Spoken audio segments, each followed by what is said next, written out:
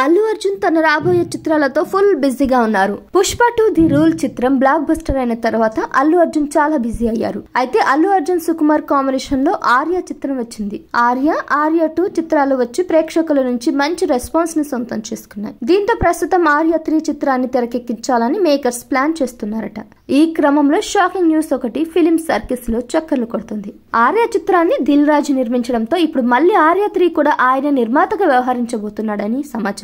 అల్లు అర్జున్ ప్రస్తుతం pan India హీరోగా craze దక్కించుకున్నారు. దీంతో ఆయన సినిమాల స్కేల్ కూడా పెరుగుతోంది. డైరెక్టర్స్ బడ్జెట్, కథ, ప్రొడక్షన్ వాల్యూస్ అన్ని మారిపోయాయి. దీంతో ఆయన కెరియర్ లో బెస్ట్ ఫిలిమ్స్ అయిన ఆర్య 2 తర్వాత రాబోయే ఆర్య 3ని కూడా అల్లు అర్జునే చేయాలని భావించారు. కానీ ఆ చిత్రాన్ని అల్లు అర్జున్ వదులుకున్నాడని తెలుస్తుంది. దీంతో రంగంలోకి దిల్ రాజు అన్న కొడుకు ఆశీష్ రెడ్డి వచ్చాడు. ఇప్పటికే Ashish Reddy rowdy boys, love మీ అనే చిత్రాలతో ప్రేక్షకుల ముందుకు వచ్చారు. సుకుమార్ పుష్ప 2తో బ్లాక్ బస్టర్ హిట్ అందుకున్న తర్వాత నెక్స్ట్ పుష్ప 3 రామ్ చరణ్ తో సినిమా ఉందంటూ ప్రచారం జరిగింది. కానీ ప్రస్తుతం ఆర్య 3 తెరపైకి వచ్చింది.